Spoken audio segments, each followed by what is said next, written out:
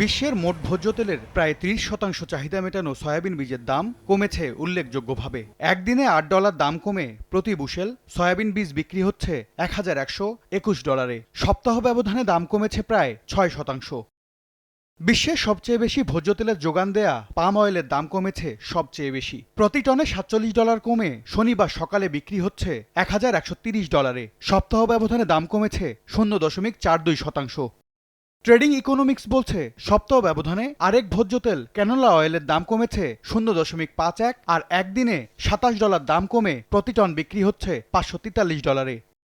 দাম কমতির তালিকায় রয়েছে সানফ্লাওয়ার অয়েলও। বর্তমানে প্রতি ১০ কেজির দাম পড়ছে $১৬.৩৪। এম এস আরিফিন, সময় সংবাদ।